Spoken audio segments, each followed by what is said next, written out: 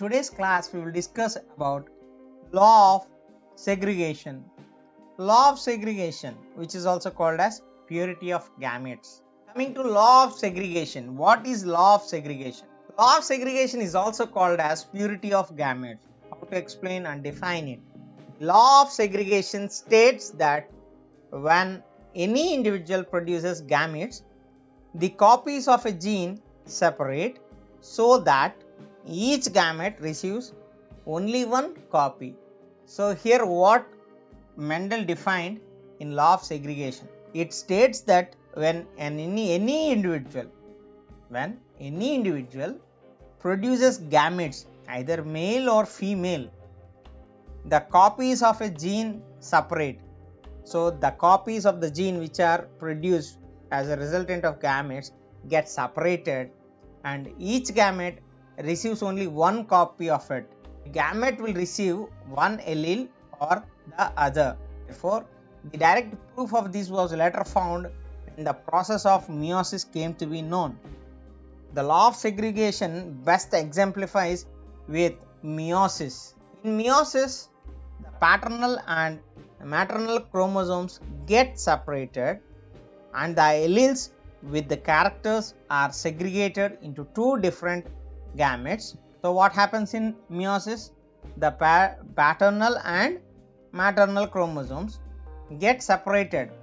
The mother side chromosomes and father side chromosomes get separated, and the alleles with the characters are segregated into two different gametes. Coming to the explanation part of law of segregation, the law of segregation states when a pair of contrasting factors or genes or allelomorphs are brought together in a heterozygote, which we call as hybrid, the two members of the allelic pair remain together without being contaminated. So here what we will understand, or what it states that when a pair of contrasting factors or genes or allelomorphs are brought together or crossed in a hybrid, the two members of the allelic pair remains together without being contaminated, not having any contamination in them. And when gametes are formed from the hybrid, so after gametes are formed from the hybrid, the two separate out from each other and only one enters each gamete. So here the both are separated, both the allelomorphs or allelic pair, in this both the alleles get separated and each one goes and enters into the gamete separately. Example, if we give an example, it will be easy to understand law of segregation. Take the example of pure tall plants which are homozygous and therefore possess the factors capital T. Similarly, dwarf plants having genes small t and small t.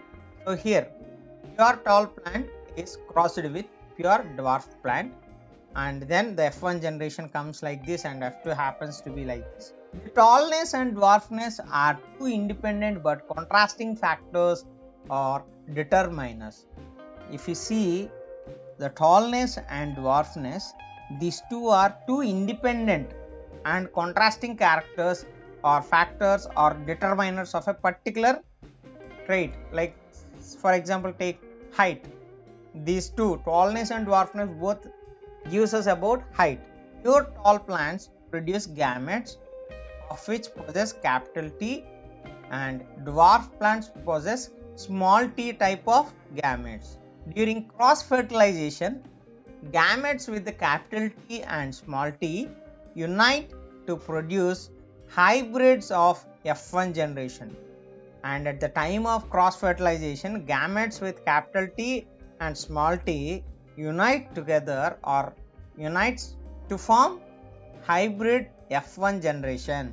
These hybrid F1 generation possess genotype capital T and small t. It means F1 plants, though tall phenotypically, possess one gene for tallness and one gene for dwarfness. Even though the F1 plants physically or visibly we can see that virtually as they are tall, but they contains one gene for tall and one gene for dwarf. Apparently, tall and dwarf characters appear to have become contaminated developing only tall character.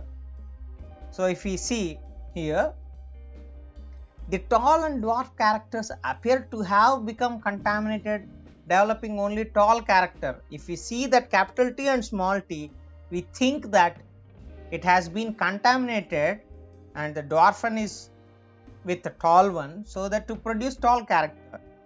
But at the time of gamete formation, the genes capital T, which is for tallness, and small t, which is for dwarfness, separate and are passed on to separate gametes.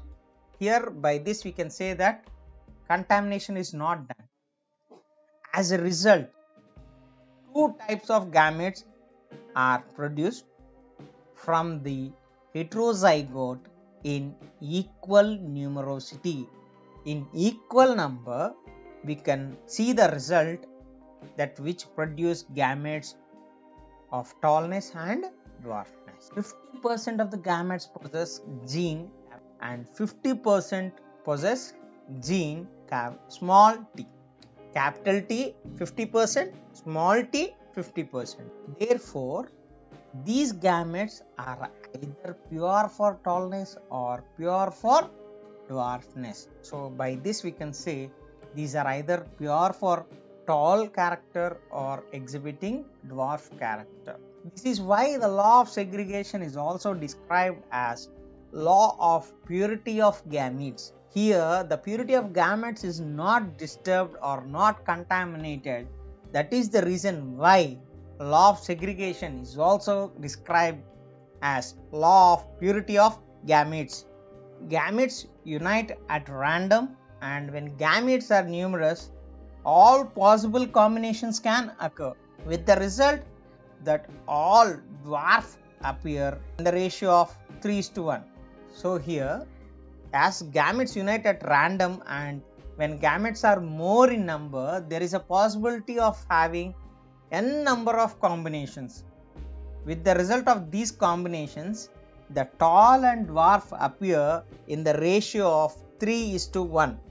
The results are often represented by Punnett square as follows. You can see the image so that we can understand